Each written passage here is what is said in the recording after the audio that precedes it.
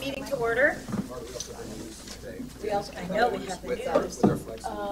Okay, so we're calling to order. We have our salute to the flag, which we are doing with our students, I believe. We'll first watch the news. How are you? Okay. How are you?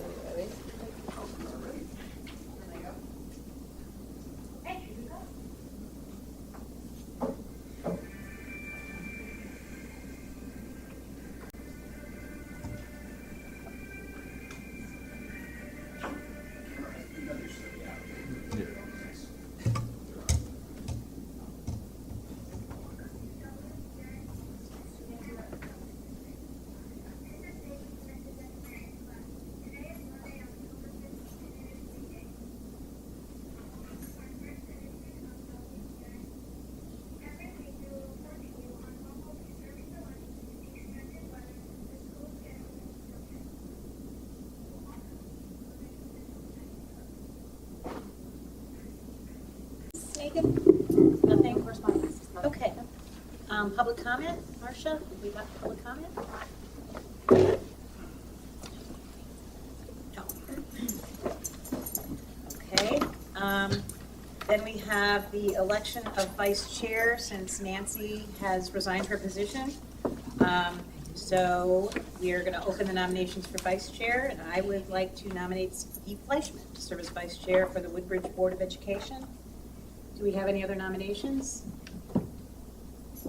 Okay. We need to move that we close the nominations for vice chair. A second. Okay.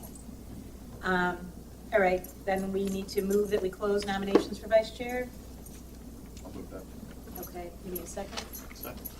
Okay. All those in favor? Okay. And then we need to go ahead. Okay. We'll vote on the nomination. All those in favor?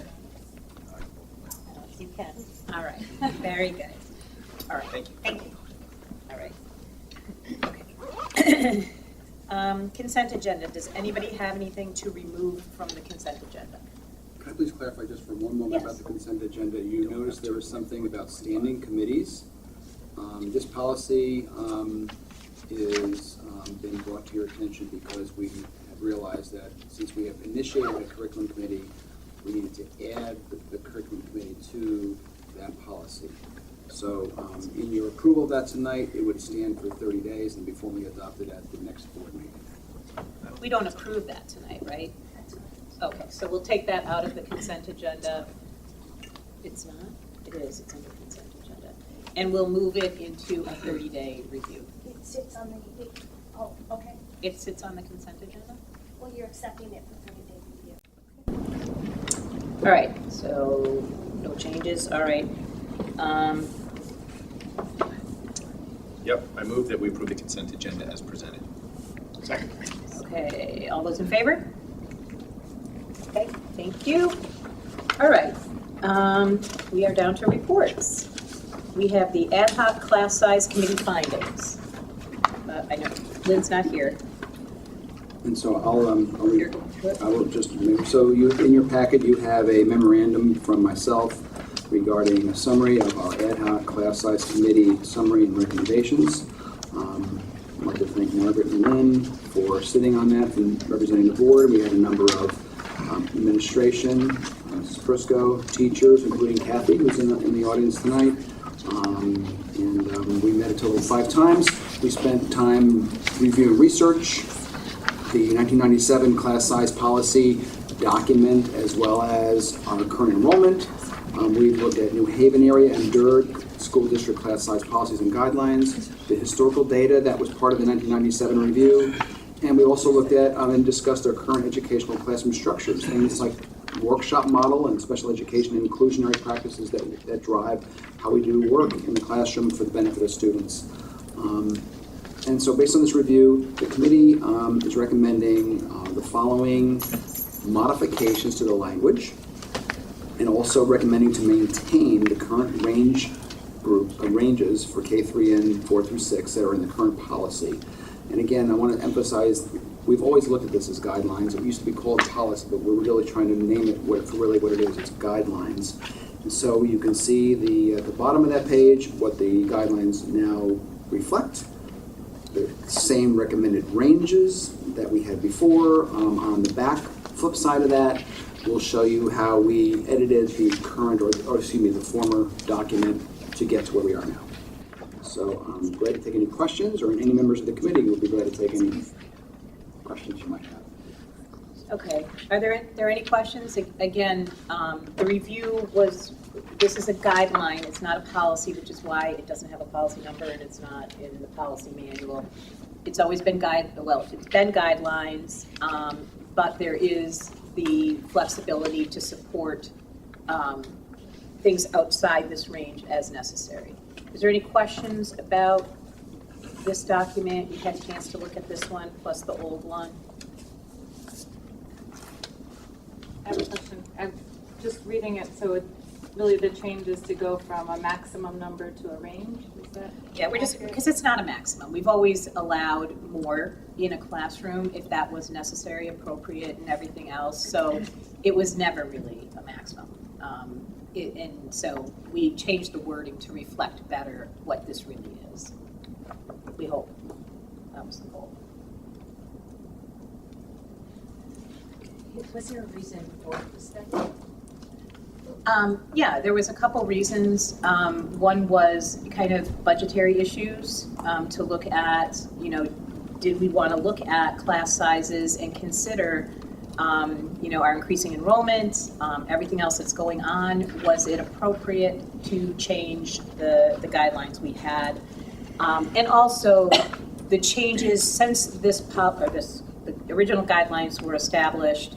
We've changed a lot of the activity within the classroom in terms of differentiation, workshop model, all of those things. And so we felt like it was time to look at these again.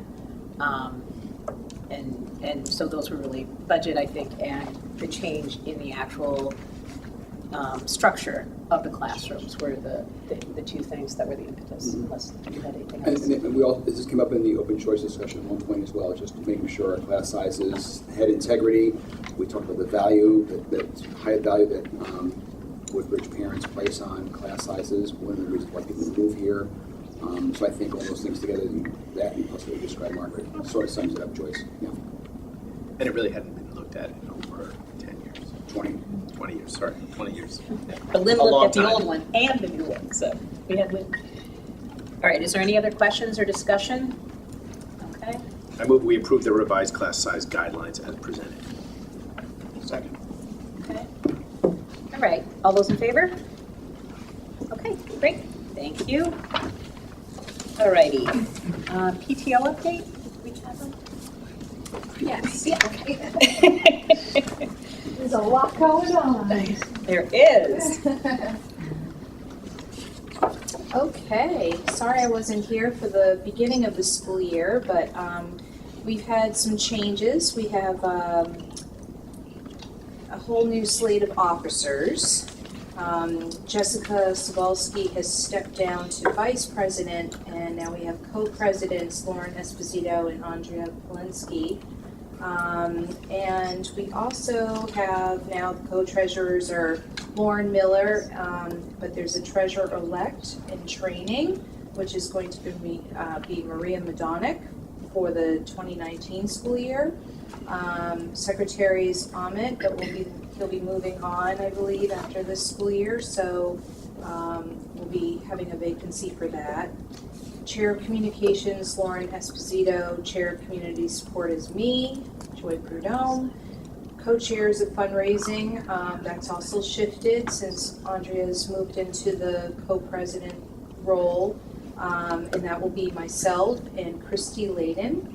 Chair of service is going to be Chris Edwards, which is also a new person joining the board as well. So it's been posted. We have now a brand new way of communicating. It's called the PT board. We're very proud of it. It's amazing. And that's at ers.ptboard.com. On that, we can have all of our communications, the school calendar, the PTO calendar, constant updates on events. It's where you can buy tickets for the Who, all the PTO type things, from beacher wear to, basically anything PTO related is going to be, you can purchase it on there, get the notifications on there. Another amazing thing about it, we're going to be doing the online directory now. We used to sell the directories. It's one of our fundraising things. We would do for $10, you would get an actual physical directory, and that is actually going to be for people who want that. They can still pay the $10, and it's all online now. Which will mean, it allows people to only post the information in the directory that they want, whether it's just their phone number or cell phone, or, they cannot maybe list their address, but they can have an email address. And then those that do not pay the $10 will simply not have access to that piece, but they'll have everything else that is available on the PT board.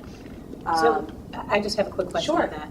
So is the PT board, that part of it at least then password protected, or like? Oh, yes. Okay, so Yeah. nobody, could I go on PT board? Because I don't have You could students go here. on brs.ptboard.com and you'll see everything, you'll Right. see stuff about the Who. Yeah. And as notifications as time goes on, they Right, they'll just all be fall there. out. You can't. It's not like you can scroll down and Okay. archive the information. Okay. It stays very clean that way.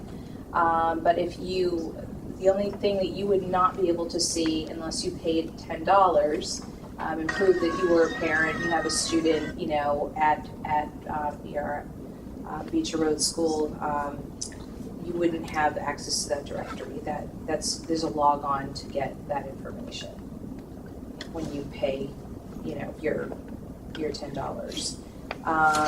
So other than that, we're also still keeping our Facebook. It's kind of a dual thing. Lauren is keeping updated all the time, where it's email blasts. It's kind of replaced that, and it's on that PT board. It's on Facebook. So now, as far as fundraising, which is the other huge piece that keeps us very, very busy, we're already kind of past a couple. We had a very successful turnout for our ice cream social to kick off the school year. We had a Charleston wrap that just ended that was pretty successful as well. But as you probably most of you know, the Halloween Who is this Saturday, and that is our biggest fundraiser. HalloweenWho.org, they have their own website this year. So that will tell you information about the Who, but I believe you can buy tickets on PT board and not the Halloween Hoot. The HalloweenWho.org would be for, especially right now, we're desperate for volunteers and we're desperate for money. So, donations, people can go there to make their donations, and they can go there to sign up for all the help that we're going to need to pull this off successfully again this year. The big thing with the Who too is that Dan Cohen, who's been head of it, is stepping down. So we're going to really be sort of paying attention to what works, what doesn't work, what needs to be tweaked, and how we kind of work smarter and not harder moving forward. Okay. Which leads me to my next thing, is that we are going to be coming up with some really different fundraisers. One that we are kicking off that we just finally pulled together is we're going to have a parents' night out, and it's going to be at NEDCO, which is New England Brewing, right here in Woodbridge, and we're going to have a good time November 5th with just the parents of come and hang out together without the children, so everyone seems to be pretty excited about that. And if that is successful, because of the limited number of tickets we can sell, we're assuming we're going to sell out because it's kind of capped at 250. the hoot alone draws over 1,000 people. So, that's just to give you an idea of numbers. So we'll try to have one in the fall and one in the spring, just to kind of keep it, for those that would miss out, can kind of get into the next one. So that's coming up. Taste testing this year kicks off, we're doing 3, and this Thursday we're having our first one, and that's what we do for the kids in the cafeteria. We're tasting squash from a Cerro farm, so that's going to be great. And then this spring, we have our book fairs. We'll have one in December and one in the spring. We're also looking at a huge fundraiser opportunity, but that is still in its planning stages, and we're still kind of getting information on that, but that would blow the hoot out of the water, so we're really excited about that one. Wow. And we also have a very successful newish fundraiser at the end of the year, which is Quasi Night, and this year BCS is joining us. So because of the Bethany kids and combined with the Beecher kids, not only is it going to give us a great opportunity to be together when we, they are for Bethwood baseball and things like that, but they ultimately will be together in middle school. But the increased numbers is more money for us. So it'll be a great thing to do. And I think that's about it for now. Okay. Does anybody have any questions? No? Thank you. Okay. Thanks. Have a great hoot. Okay. Mr. Gilbert, you're up. Thank you. I just want to say, I think I put the volume of this thing up too high. Is that too loud up there? No. Okay. I do want to thank the PTO. This is an amazing time and an amazing amount of work for the PTO Executive Board and all the parents who rally around this great event that's coming up this Saturday. So thank you to the PTO, and we appreciate everything they do for us. They also gave a great summary of their work at our Superintendent's Academy a few weeks ago, and I'll talk about that in a moment, but thank you, PTO. So welcome to all of you in the audience tonight, as well as those who are watching at future times from their homes.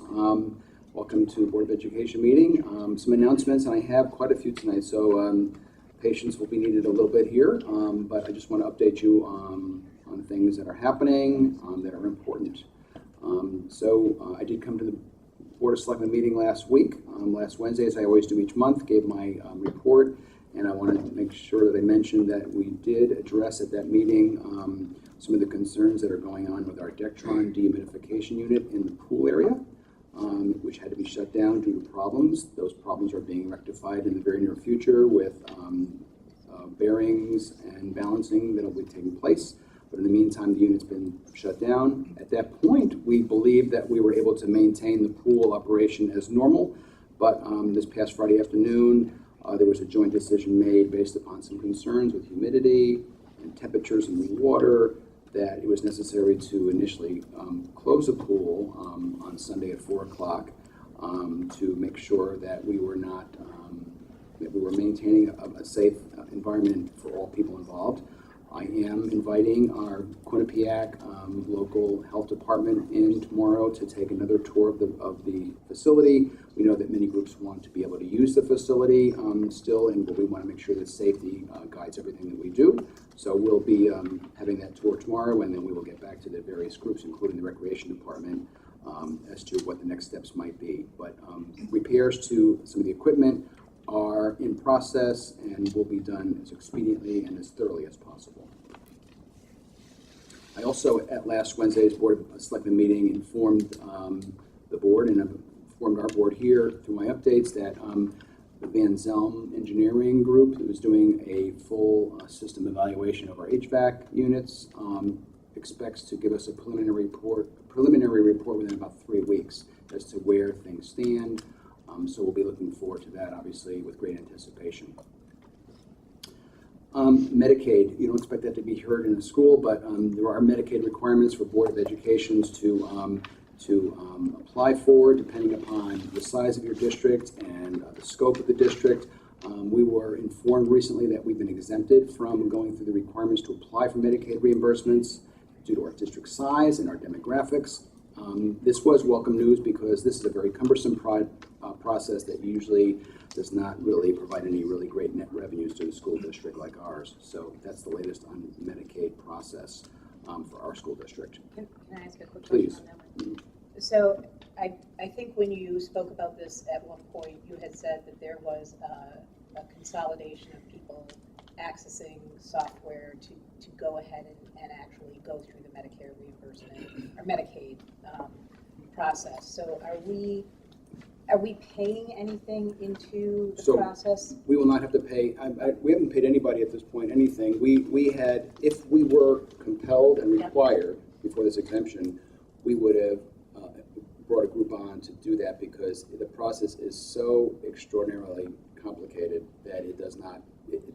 It doesn't fall within the time scope for the current employees. So, but we have not incurred any costs, and we will not have to incur any costs because we've been exempted. Okay, great. Good question.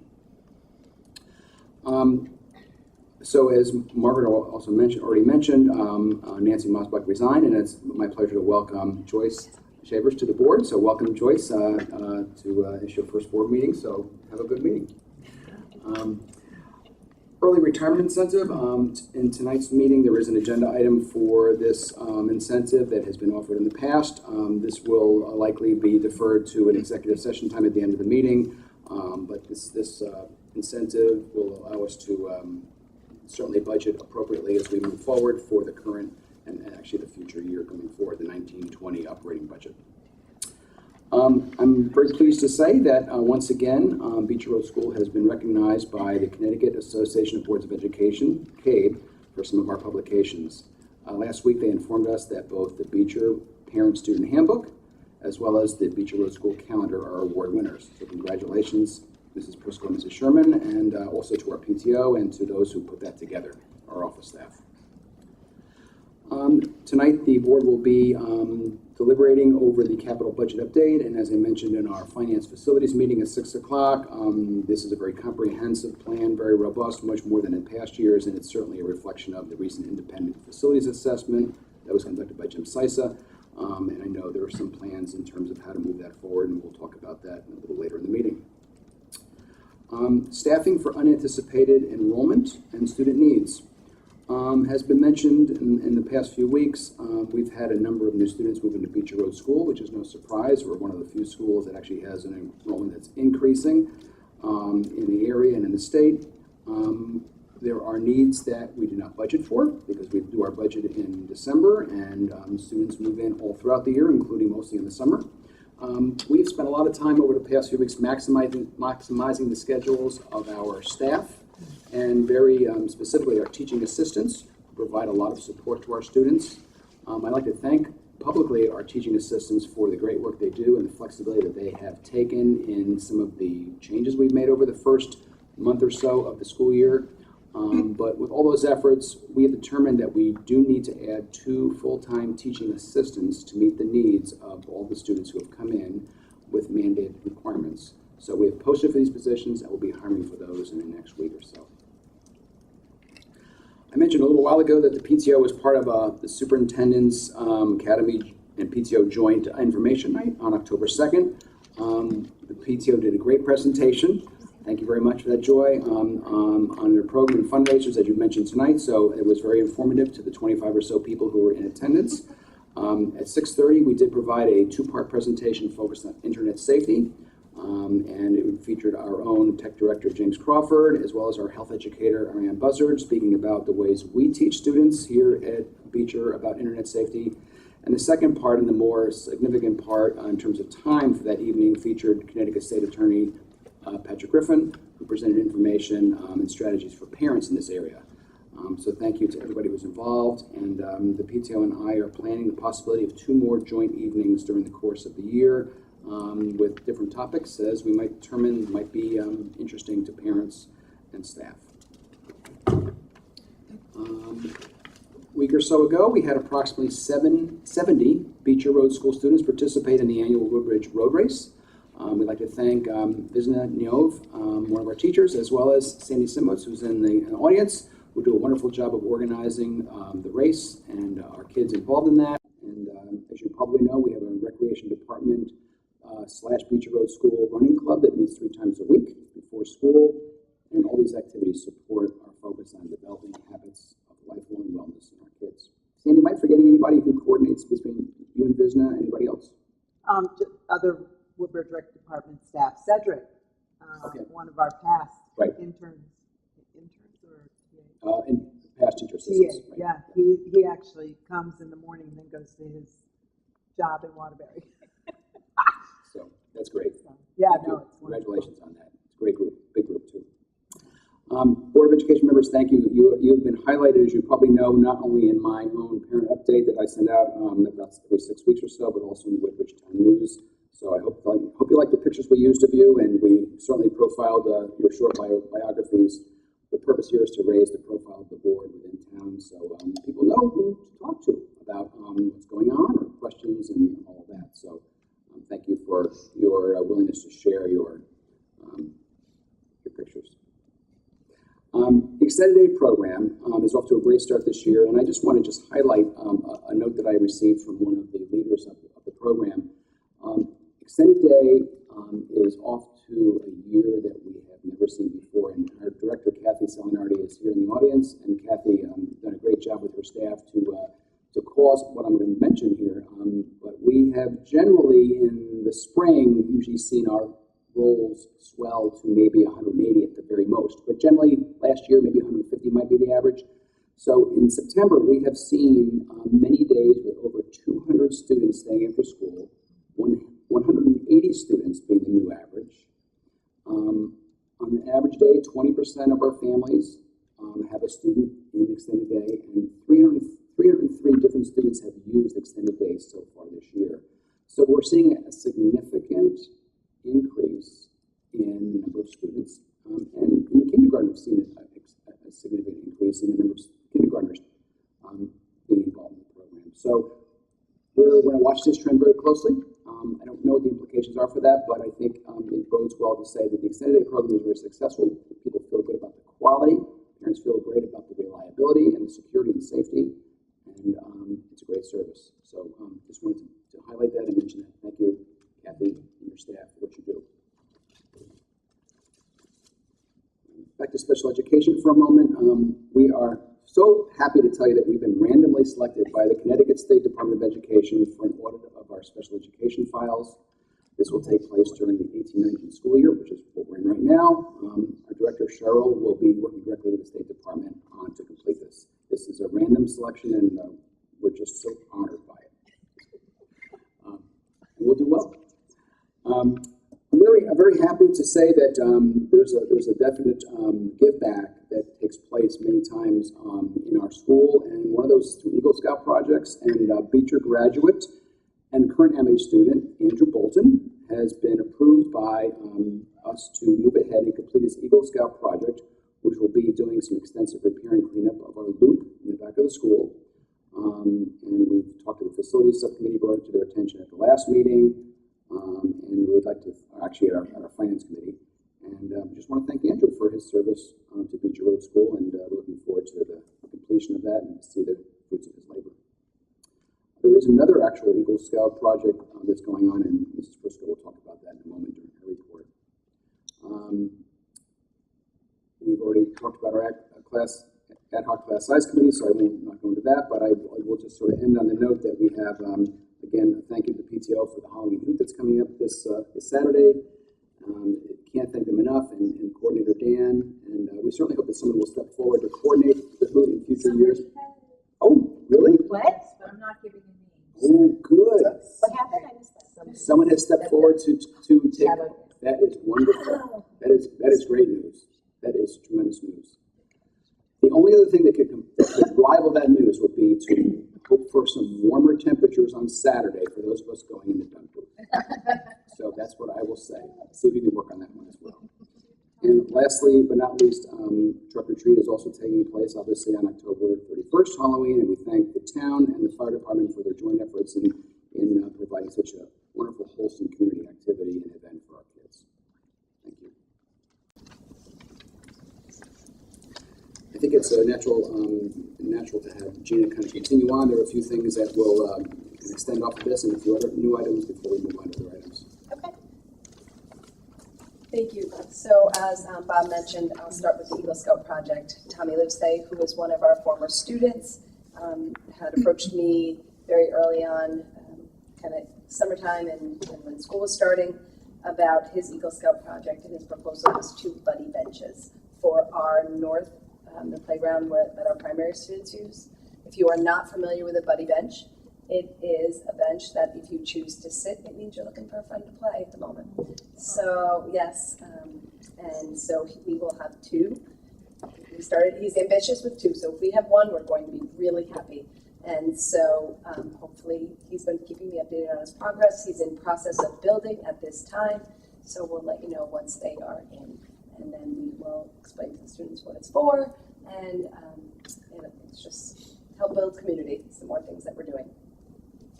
Speaking of building community, we participate every year in our beginning of the year and end of the year outdoor reads. So we had our outdoor read. We actually had some good weather. We were hesitant at first, but the sun came out for us, and all of the Beecher students and staff were outside with a good book to read, either read with a friend, read alone, listen to the teacher read. It was a great time, and we thank Lori Patrick and Larissa Crocco for getting that organized. Our Harvest Hike, PTO, thank you for organizing that. We had a number of families attend, a great day. I actually walked with Miss Mammon that day, and we saw lots of families, and we appreciate everybody's participation. It was a great day to get out and enjoy Alice Newton Park and make it to the waterfall. Fire truck, we had our visit from the fire truck with our youngest students, got to learn a little bit about fire safety, and one of the questions is always, how fast can you get ready? So, try on some gear, and we thank Mr. Capucci for every year kind of answering all the questions and bringing along a volunteer firefighter with him. A little bit of some professional learning for our staff. On our parent conference day, which are coming up tomorrow and then again on Thursday, hopefully everyone received their Swift K-12 reminder that went home that said, just to please be advised that we have an early dismissal coming tomorrow, and then there'll be another one again on Wednesday to go out, reminding everybody that again we have an early dismissal. So hopefully everybody received that. Parent conferences Tuesday and Thursday, so that it's an opportunity for you to get some individual updates and personalized information about your child's progress. During those parent conference times, our teacher assistants will be getting their own professional learning. We have some mandated professional learning that is required by all of us. Part of it is some training with BCF, as we are all mandated reporters. We also have some training around food allergies and some OSHA training that everyone is required. We are fortunate to be able to do this through the Global Compliance Network, which is something that both Stacey Katz and James Crawford manage for us, and so that this training is all online. And our staff is divided, and so that some of our teachers get it. Our teacher assistants have it on Tuesday, some on Thursday. Also, there's a little bit of personalized training with Ms. Lana Moore, one of our speech language pathologists, and Sarah Wozlacki, our ACEs behavioral board certified behavior analyst. She will be working with a small group of teacher assistants on some personalized professional learning for them. A little curriculum information. We meet with the BOA group, meaning, so we don't have a curriculum director, but I attend. Bob joined us, and the curriculum directors from Bethany and Amity, and we try to do some vertical alignment. We just met recently around some technology, and we had James Crawford here from our technology staff and members from Bethany Community School, as well as from Amity. And kind of talking a little bit about what are some of the strengths of our students coming in, what are some of the differences, and so it's just another way in which we align and try to make sure that our students are setting up. We're sending students ready for the middle school and ultimately the high school. And so I'm going to kind of toot our own horn a little. We, as you know, have the units of study for reading workshop and writing workshop. We are utilizing now in kindergarten and first grade the units of study, around phonics.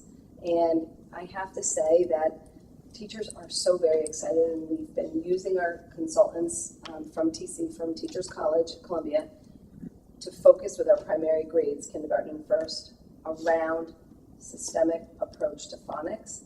And so the word fun keeps coming out, and the teachers, the students are enjoying this approach because, again, it connects right to reading and writing. It's not in isolation, which we know is better for learning.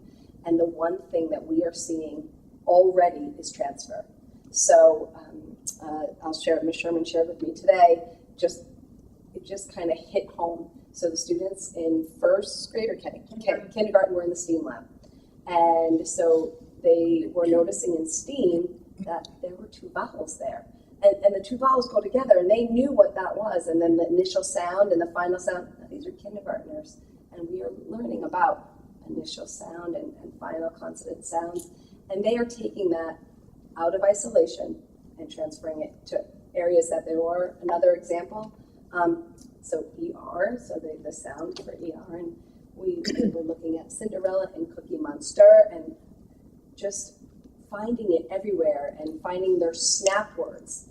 Two is a snap word. It's in today. I know that word. So just the excitement around it, and because it's something they already can connect with, they know workshop. They know the structure of workshop.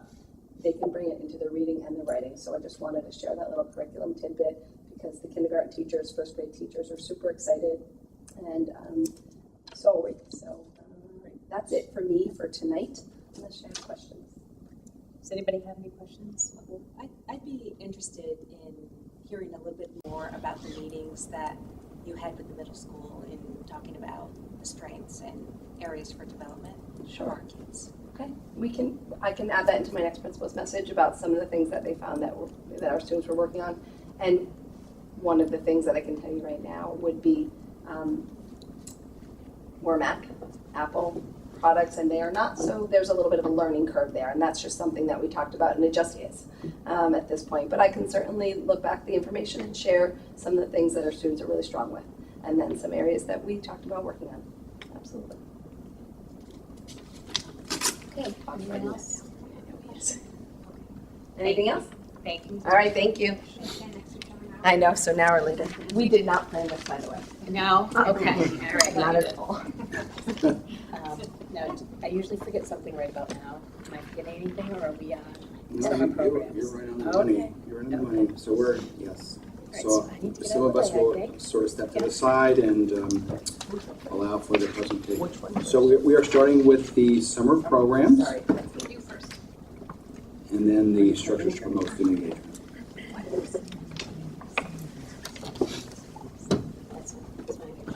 do you want me to add?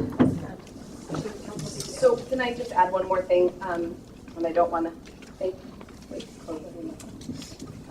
Student Council will be holding their bake sale again during the conference time. So if you are visiting, make sure to stop by to get a treat. So this has been the third or fourth year, I think, that Student Council has held their bake sale during the during conference time. And Lost and Found will be out there as well. I'm putting that plug in there every single time. Good luck with that.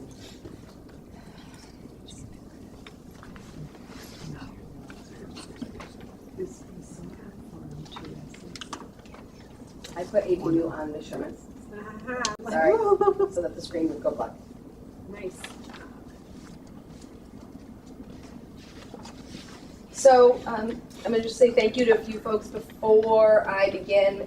Ms. Nicuzzi for sharing information with me about our Summer Scholars Program, Ms. Salinardi for sharing information, extended day, Ms. Simowitz for Summer Enrichment, Cheryl Mammon for our extended school year, and Jim Franco for sharing information about recreation. I think that kind of covers most of our programs. These are just the dates that the programs ran. This is not new information for everyone, but as you can see, there's a number of programs that are here during the summer days at Beecher, and they run at various times. So some of our highlights. So many of the programs are run with our either current or former Beecher Road staff, or sometimes Beecher Road School students. So they are very, very familiar with not only Beecher Road, but they are familiar with the way that we do business and they're familiar with the students. And that makes a huge difference for parents, because then the students are familiar with the people that they're looking at in front of them. It is a comfortable environment. Parents know that they are in a community that knows them. They're in a community that engages them. And I, as a parent, I look at it as an administrator, but I, as a parent, am very happy about the fact that we have a place where children are familiar with and they can come to even in the summer. We did have a wage increase. This is the first one in 8 years. It helped to cover the increase of salary for our employees. We do have an SRO for our programs and a certified nurse as well on site during the day. Again, very fortunate with that. Communication was done in a variety of ways. There were updates from some of the summer programs via newsletters or via email communication. And we like to keep, communication is a theme for us. We like to keep that going even in the summer. So I thank the heads of those groups who continue to let everyone know what's happening. All right, let's start with extended day. So slight increase in the early morning and in the afternoon as well. So early morning, for those of you who are unfamiliar, that's before summer enrichment starts. Before the start time, we have some care in the morning. You can get early drop off. We had about 20 per day, and that's an average. And then in the afternoon, once summer enrichment ends and the Woodbridge, or rec programs end, students can go to extended day and again, spend some time here until 5:30 it is in the summer. So we had about 60 per day. I've listed 4 items here. There are so many more offered for those who have used the program. This is certainly not it's not an extensive list, but it is just a smattering of what is offered for children who go to extended day. And that's, again, before or even after some of our other programs. Summer enrichment. So to give you a frame of reference, the 636 students over 5 weeks, in 2016, we had 530 students. We had a little bit of an increase in 2017, 671 students. So again, numbers going up, but we had a slight dip this summer. Not by a lot, but that's still, when you think of the number of children who come here and it's summer, it is definitely, as Mr. Gilbert said, even during the school year, it is a widely, our programs are widely used for parents. Some more tidbits of information. 125 students, which is 20% pretty much about, of the enrollees went to So You're Coming to Kindergarten. For those of you who are unfamiliar with that, it could be a week long. It gets our newest students used to coming to Beecher, going to a classroom, getting into a routine, even if it's not their classroom. And so that is great. Very popular is cooking of any kind. 151 students had of the enrollees, which is 24% of the enrollees, experience cooking of some kind. If you are lucky enough to be a judge of Restaurant Week, yes, right? If you're lucky enough to be a judge, you are in for a tasty treat.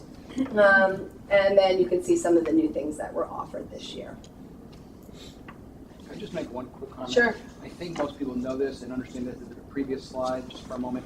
636 means there's 636 units, meaning if Bob Gilbert went to all 5 weeks of extended day, I'd count for 5 of that. Yeah. Okay? And I think the rec department numbers are the same kind of reflection as you move on.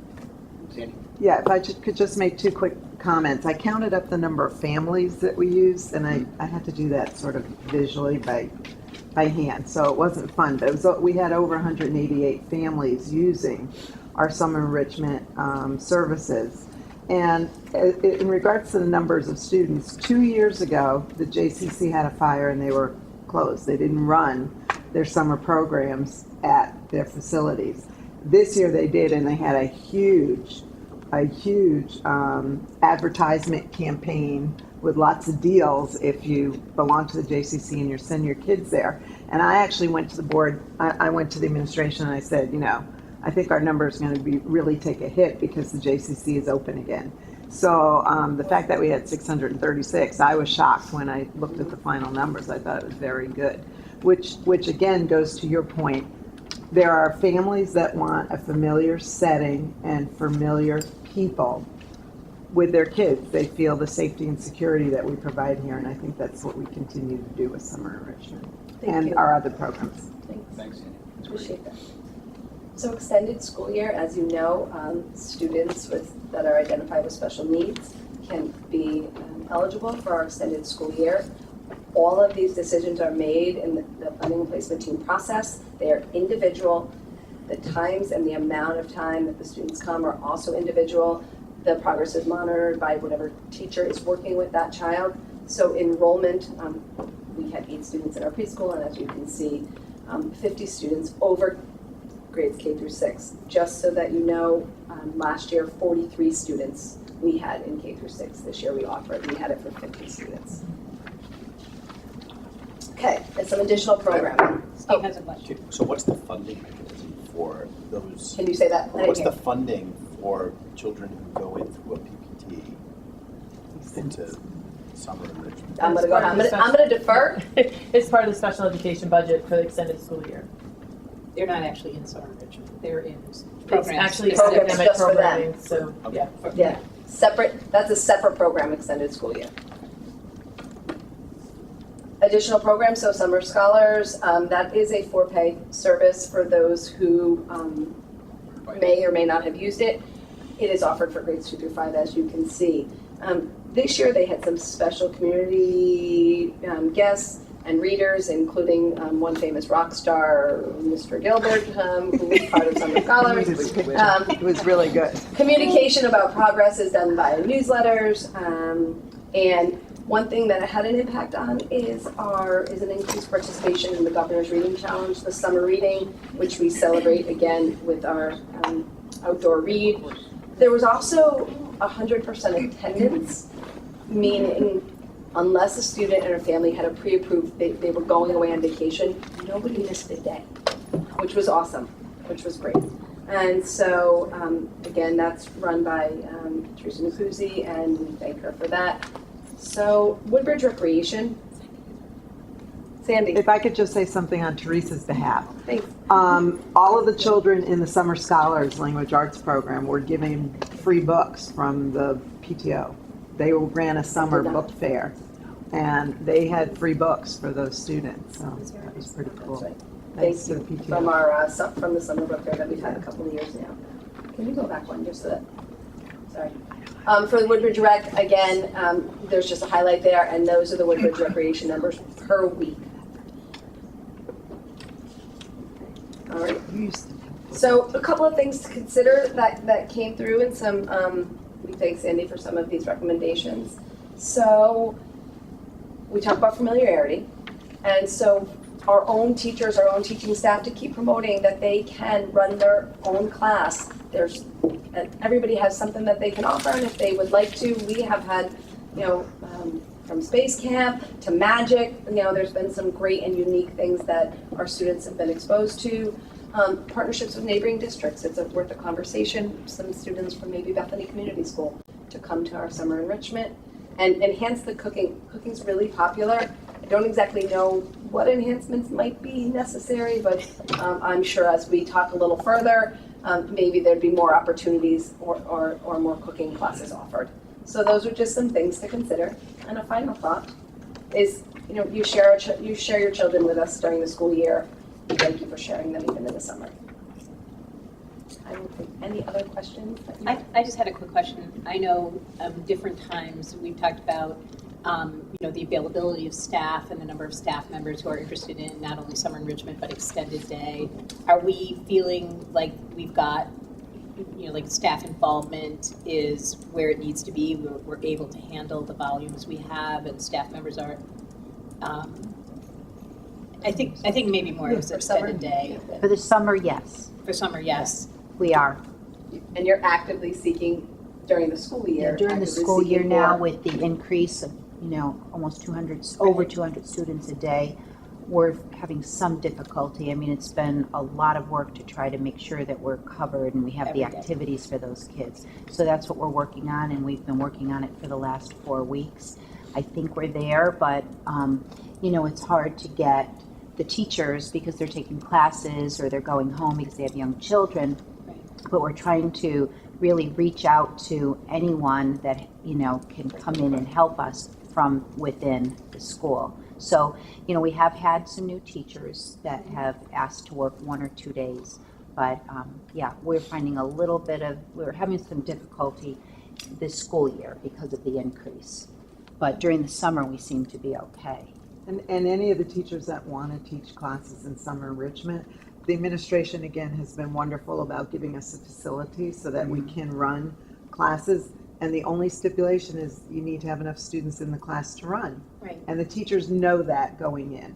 So they are able to explore areas of interest and areas of expertise. And we've had people coming into the program and going out because, again, teachers very often are doing they have to do other things during the summer as well. So they're between their family, schooling, and those kinds of things. So I've not, as far as I've ever known, turned down a teacher, and we've had a lot of opportunities. I do a lot of informational sessions for new staff every year to introduce them to summer enrichment. So. Thank you. Thanks. Does anybody have any questions for Gina? No? Thanks. Okay, it's your turn. Thank you. Switch. You put Amy.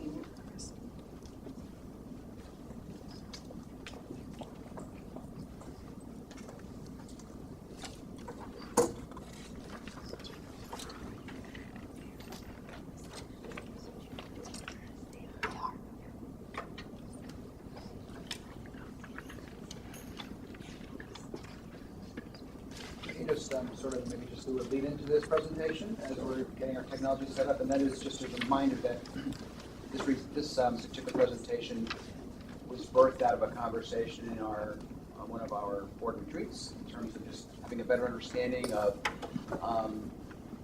things such as how much recess time the kids have, what do we do to keep kids engaged in the room in terms of various movement, other related kinds of things. So that's where it was birthed out of, and we're happy tonight to present this information to help people understand maybe a little fuller about those questions. Exactly. This definitely came out of conversations that were happening.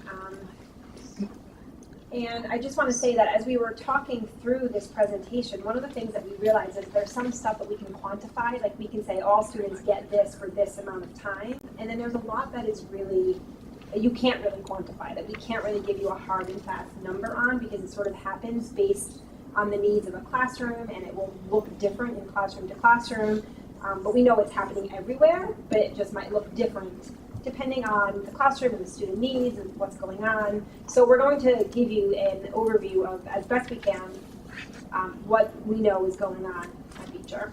So the quantifiable stuff to start with, all students are given 20 to 30 minutes for what we call outdoor time.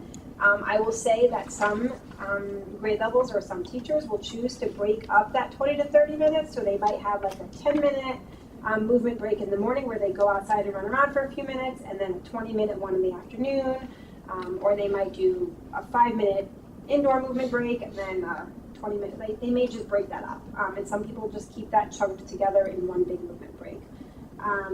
Outdoor time does happen every single day unless the temperatures are too cold or the conditions are too icy or rainy, and when we say too cold, we mean below freezing. But if it's below freezing and it's still sunny and not too windy, we will still go outside. So not even below freezing is a hard and fast rule. It's really sort of dependent upon what the conditions are outside. We also, our custodians are really excellent. They will go out and clear off pavements and clear off sidewalks and make it so safe for the students to go outside. They'll put down ice melt on pavements, which is really, really wonderful to help support our outdoor time.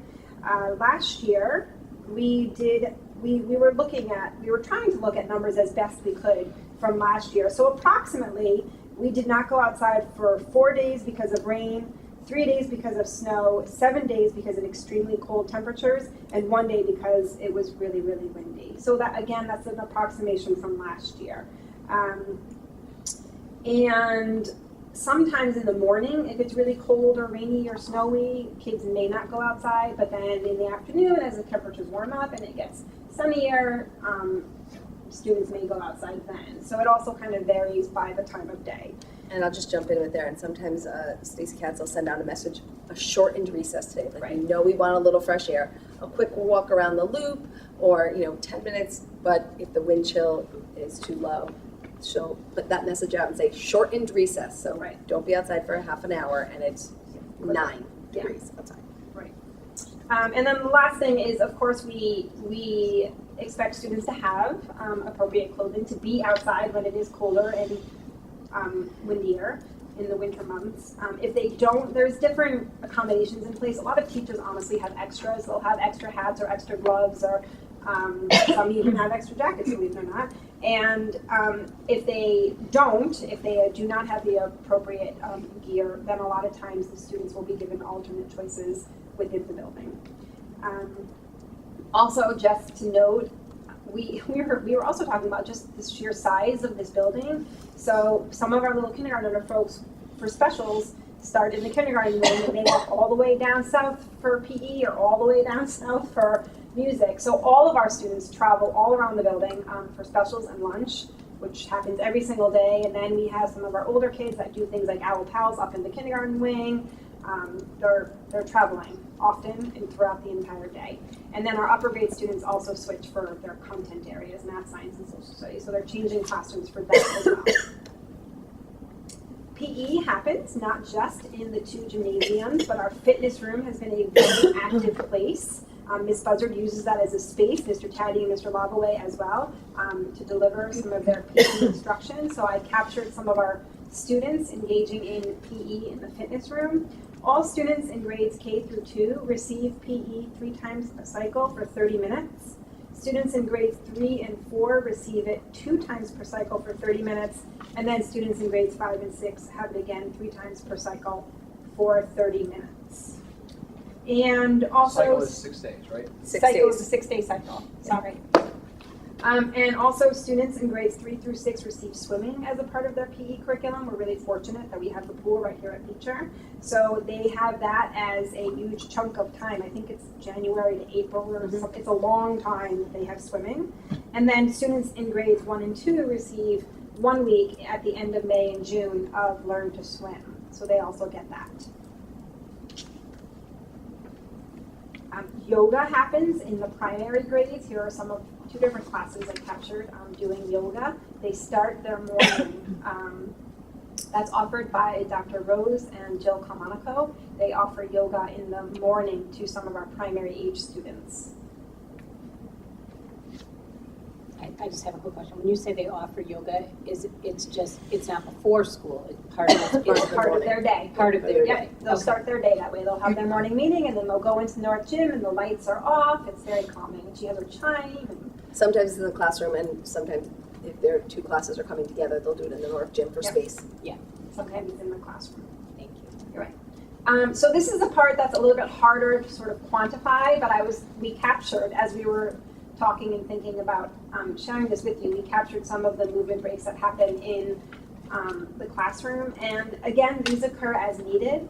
Teachers will often read the room. I was talking to a teacher today and she was like, I was teaching writing the other day and all of a sudden I looked around and all my kids were like drooping and they were falling asleep. And so she had them stand up and do a quick movement break just to get the blood flowing and the energy moving, and then she was sort of able to keep going. So a lot of times teachers will sort of read their students and read their room and make those movement breaks happen on an as needed basis. Some teachers may say, I know that I have a 2-hour chunk of instructional time, so somewhere in that 2 hours, maybe in between one academic subject and another, I'm going to do a 5-minute movement break within my classroom. So some may be scheduled, but more often than not, they're just sort of based on student need and sort of what's happening. I'm glad that no one videoed Ms. Sherman and I happened to be going up into the first grade wing, and so we walked into a classroom, we heard music, and we walked into a classroom and there was some dance happening, and we tried to join in. It wasn't pretty, but the kids were much better at it than we were, but they, again, it was about 3 minutes long, but it got them up, it got them moving, and those are the kinds of things that happen, and they're not typically scheduled. It just happens. Right. That we need a break, I can see we need a break, and could be a 10 to 1, 10 jumping jacks, like 9 touch your toes. And, I've seen those as well and participated in those. So, I think the teacher might have been laughing at us when we were attempting to dance moves. I think we were getting laughed at that day.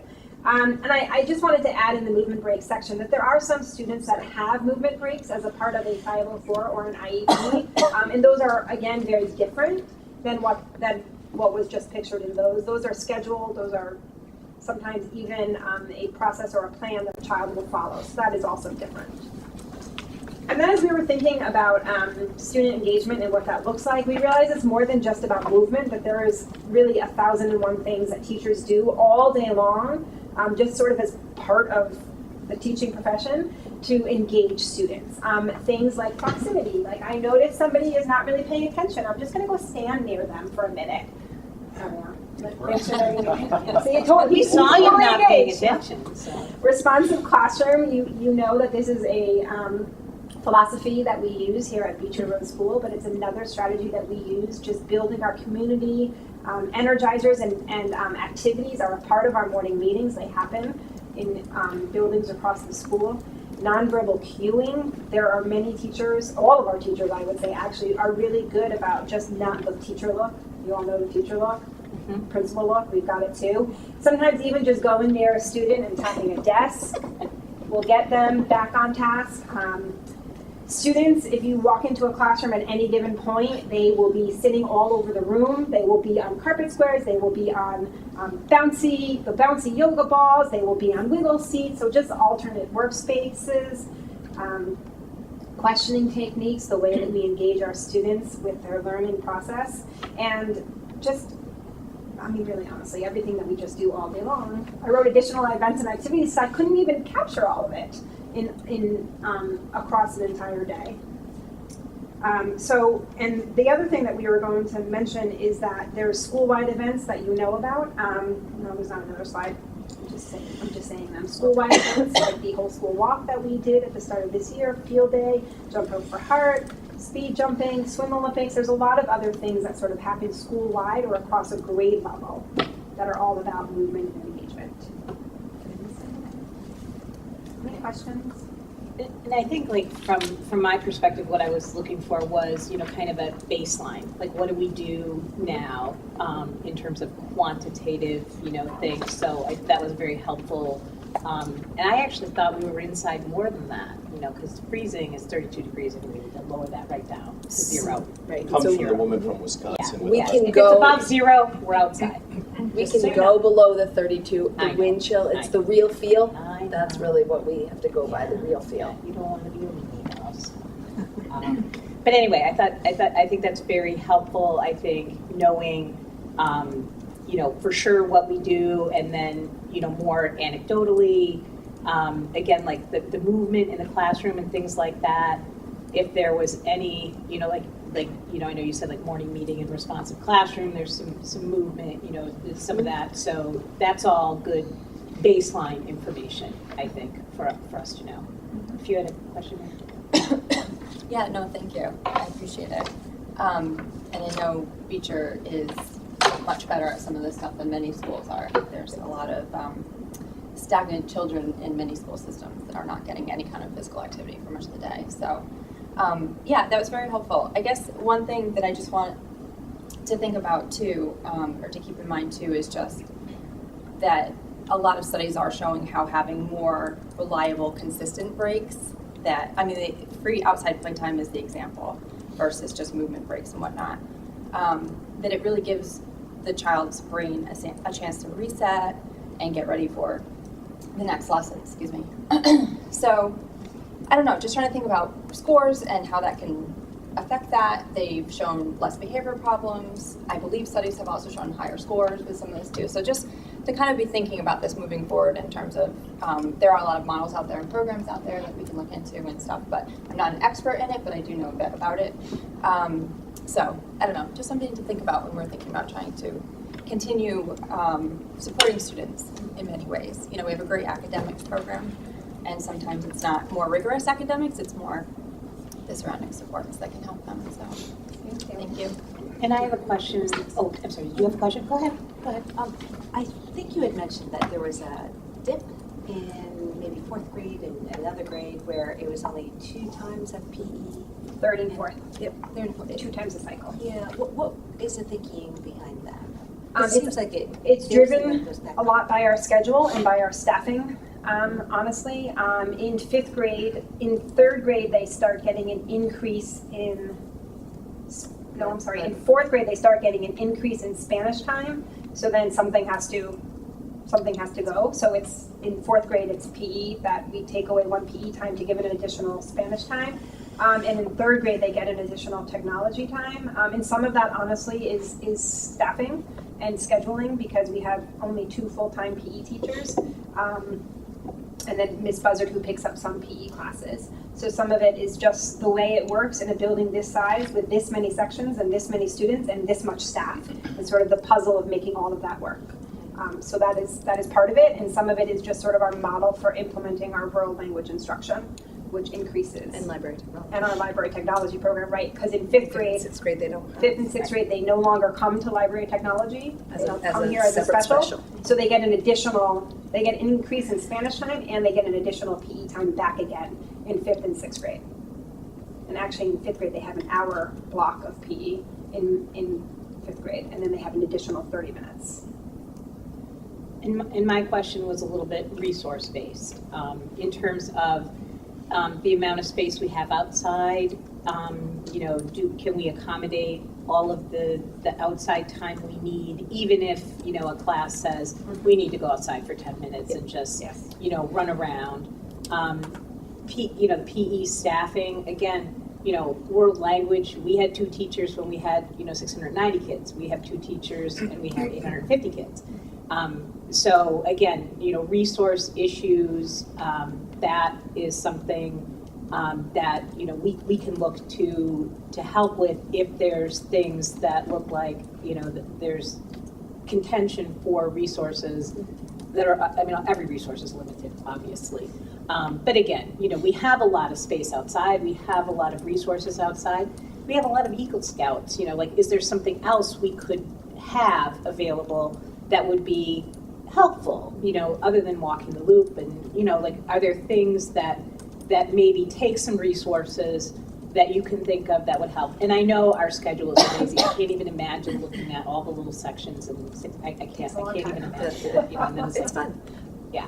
But anyway, if there are resource type, limitations or contentions, and there's things that we could consider to help, then hopefully that comes up in the operating budget discussion. But What's been fortunate is the 3 teaching spaces for PE inside. Right. If, there are times, right now the mile run, kind of practice for the mile run is happening. And that's happening on the loop. So if PE is outside, the children aren't on the loop. And that's not all the time, but that's kind of just the way they've learned to share the space.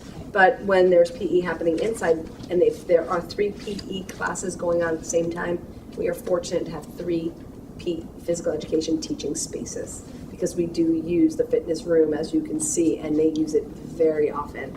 And so Mr. Taddy caught him doing some crunches today with a 2nd grader. there you go. He was getting his form corrected, but There that's you okay. go. Oh, was he? Okay. Well, But so thank you for that. okay. All right. Did anybody else have any questions for Lisa? Okay. Thank you. Yep. Just making sure I check that.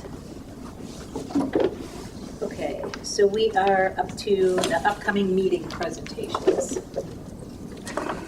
And the first one is the staff student survey action items.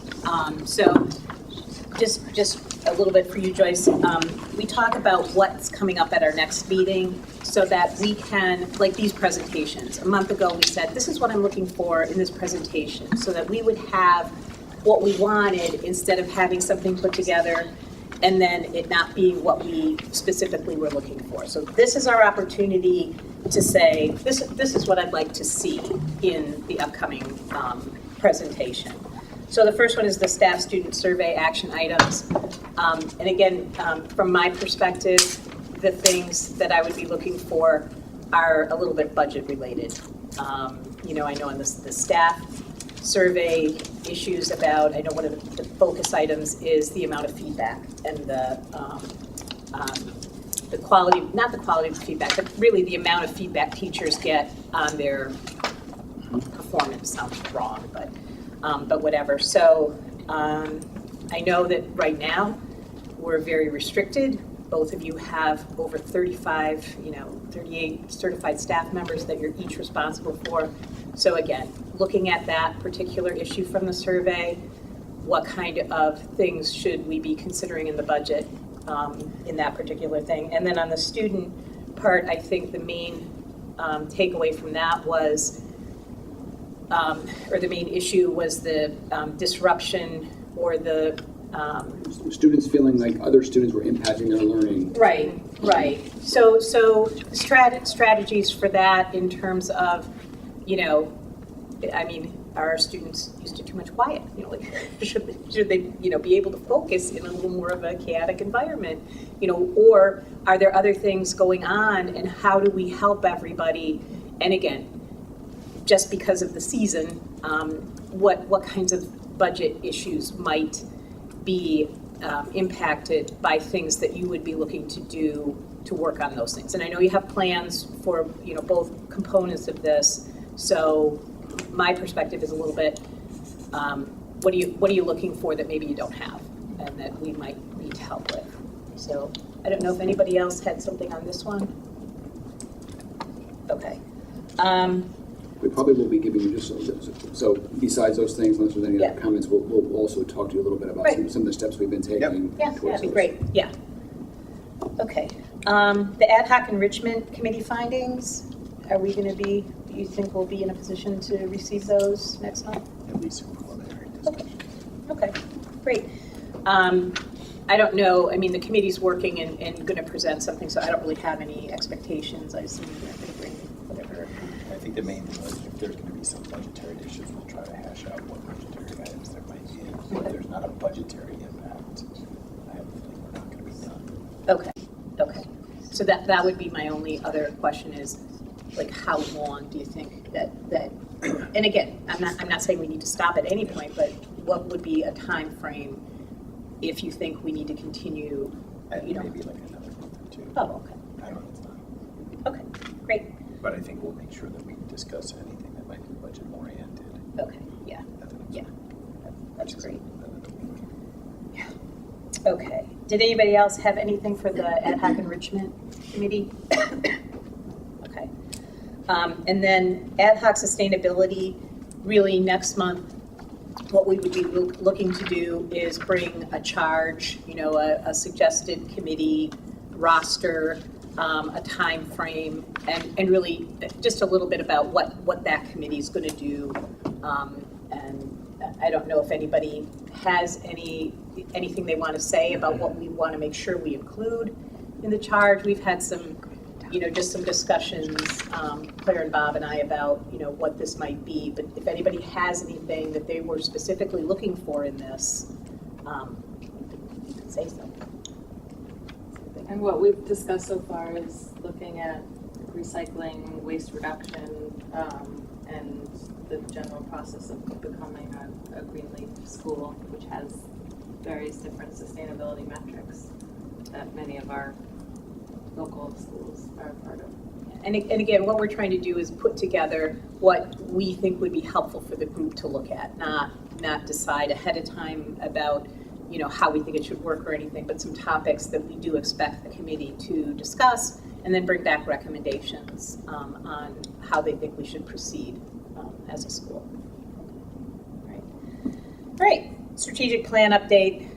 From my perspective, again, as much detail as we can get about where we are, updates, especially curriculum status. I know curriculum is not a fast-moving target sometimes, but again, just as specific as we can get about what's our next step, updates on the new programs. Where are we this year with the, the 2 new programs we introduced last year.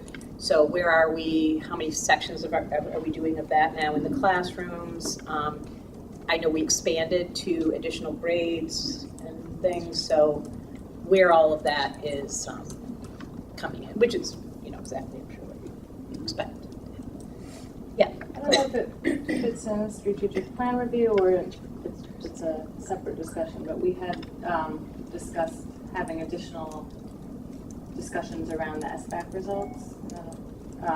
And if it doesn't fit in there, then we should talk about where it can fit in future meetings. Yeah. So our next step with that is, as we alluded to recently, the state is becoming quicker with their results and turning around. So the accountability plan, which usually gets presented in around February or March, they're going to be releasing information earlier where we'll be able to provide that to you probably in December or most likely January.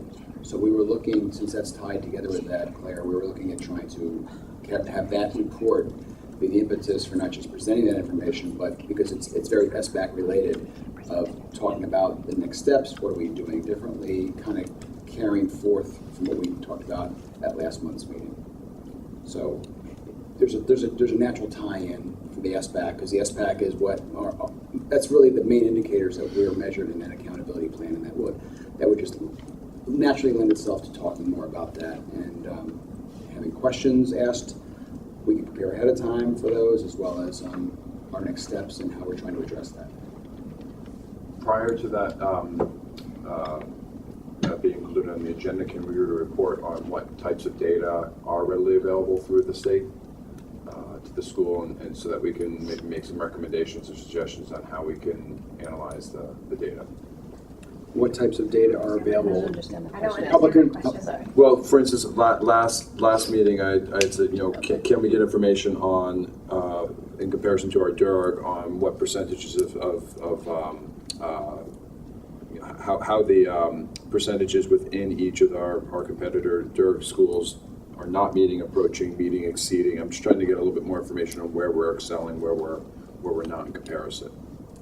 So like if we have 60% in, exceeds. Fours. Yeah, the who's in the fours, fours, who's in threes, the twos, threes. 1. Can we know what other We don't DERGs? have access to. Not to for DERG. other DERGs, no. Only ours, Oh, as far as I know. So I do I guess think, that's what can we get some information on what data the state does provide or collect? What is available now? In other Okay. words, what is public information in Yeah. order to Yeah. make Yeah. comparisons if you wish to do that? Yeah. Okay. And specifically in the SBAC area. Yeah. Yep. Okay. and the other thing I think, because we will have this type of discussion before that presentation, is if there's something, even if we don't know whether it's available or not, but you might be interested, ask, and then we'll see if it's available or not. And maybe, I don't remember when we did it last year, but maybe looking at the presentations from the last 2 years on the accountability report, right? They were out, was it 2 years ago that we started the? Yep. So maybe we can send, especially new people, the accountability report, so you can see the presentations that were done, and see if the data that you're looking for is actually in those, and if not, what additional stuff you might want.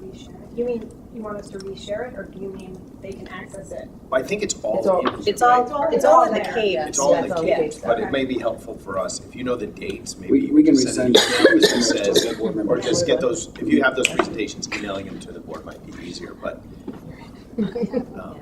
I just think it would be helpful to look at what we presented before, so that they don't show up and, it's not exactly what we all want. So if we have what we've done the last couple of years, it's probably helpful to just look at those and see what data that is, and see how you might want it differently. The other thing, Marcia, and I think I'd asked for this like last year or the year before, is the explanation of what the accountability plan includes, because it's, the explanation that came to staff and came to districts on what that thing is was very comprehensive, and I thought was very helpful to understand, what is all involved and how it gets joined together to give us the score. Mm-hmm.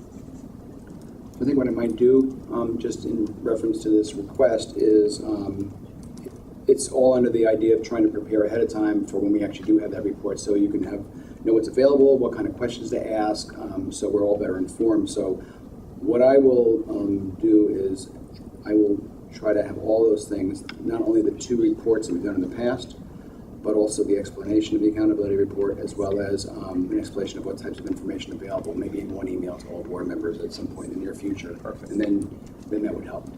Okay. Okay, was there anything else then? And that's not really on the strategic plan, that's on the SBAC and accountability plan update, and we'll have a chance to talk about that before that comes up. Okay, we will go quickly through the committee updates. Claire, facilities? Just became chair, Monday or Yeah. Sunday? But we did make mention And we here. have plenty of work to do already. Yeah. But that we're kind of looking at when the meetings are and stuff. Yeah, we have a first meeting Wednesday, November 14th at 7:30, and then we thought we'd talk about if that was a good time to go forward regularly to involve staff. So we thought a 7:30 meeting would help consolidate people's work days. And we did have a sort of semi-joint finance facilities meeting today. We're continuing to look at both the prior issues and the recent issues with the pool. So they won't wait until November 14th. They're continuing to evaluate those issues. Okay. Steve? So Finance Committee met, we're actually not going to act on the capital budget right now. We're going to schedule a very soon to be announced sort of walking tour of some of the issues that we want to address in the capital budget, and then we'll have to vote on it after that. And the other item, the voluntary early retirement incentive for certified staff, is actually going to be discussed in executive session. So that's my report. Can I just on pragmatic aspect of the capital budget and walk around, we will make an attempt to find, since the conversation not only included the idea of having Board of Education members walk around, but also at least some representation from finance and selectmen. Oh, there's a selectman right in the room right now. Oh, hi. Hi, Terry. How you doing? You might get called tomorrow. I know I threw out Thursday because time is of the essence, but I may throw out Thursday to you folks. I may end up, trying to see, who's available and just working with a date early next week too. So I don't know how that'll come out of left field, but we'll do the best we can. And we might poll you with a couple times over the next couple days, or just kind of spring a date and a time on you. And Steve just suggested as well, Monday before the Enrichment. Right? Oh, we have to, we kind of want to have it be light out. Well, we could. What time is it getting dark now? It's like I'm not 6. I never see it. Well, 6. daylight changes. Oh, that's not. So we could do something at the 6 o'clock hour. Our meeting is at 7 o'clock, right? Our meeting's at 6 on Monday. 6 or 7. I've forgotten now. 6 to 8. 6 o'clock. So we could do something at the 4:30 or 5 o'clock time. Perhaps again, it'll take longer than you think. Yeah, it's just another possible date, because Mondays are typically board reserved for a lot of people. So so throw Monday into the mix of that as well. Okey-dokey. Okay. Curriculum committee, we're going to wait for Lynn. She was going to give a report of things, but it's important that she be here for that. And then policy committee, another Yes. brand new chair. Yes, we have not met since we've switched over. We discussed possibly not meeting until January due to conflicts, but I don't know if anything comes up that we need to address. We certainly will. And I think we're waiting for the CABE folks to kind of get back to us with their evaluation, since we need to do a very intensive review this year. So Right. and we'll dive right in. Yeah, and we can wait and start that when it makes sense, but anything that's emergent or anything that comes up, obviously, we can get together for that. Right. There may be an invitation at some point along the way if we have a few things that come up. But January seems like the target time. Okay. Okay, so no ACEs. Anything really quick for CABE?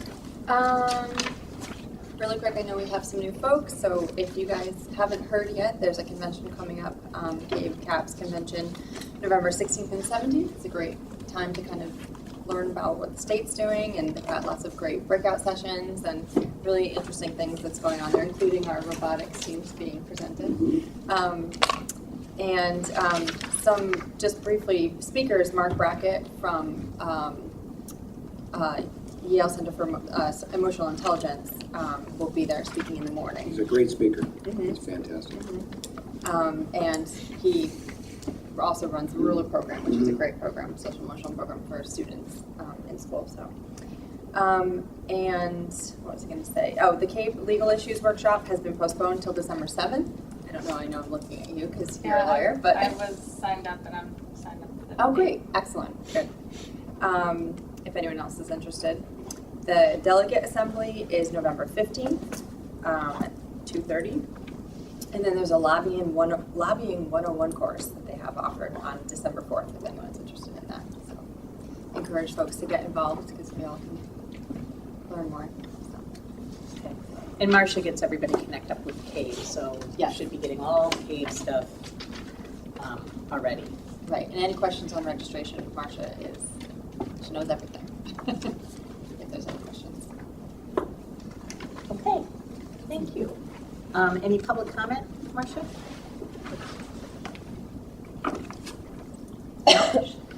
Okay, so we will just take a minute for everybody to leave, and then we will be going into executive session. When we come out of executive session, the only thing that we will be looking at is the voluntary early retirement incentive for this year. So people are welcome to do whatever makes sense. But you do all need to leave now. What? They can wait in the hallway and they can come back. You can. If you want If to you come back, want, you can, right. but you don't have to. You know, I mean, I just don't want anybody. Margaret, I'd like to add just one thing. I should have commented before. I thought it was going to be, we were going to touch on the BRS enrollment. But in relation to the class size guidelines, I wanted to point out that in our grades 4, 5, and 6, 94% of those, of that range is at or above our upper limit, which I think, we're pushing through some big classes. In grade 4, we're 80% of the upper limit. Grade 5, we're 83% above our recommended policy, and 100% of our classes are at the upper limit. And then at grade 6, we're 50% above and 100% above the upper, 100% at the upper limit. So just, wanted to point that out in relation to that. Okay. Thank you.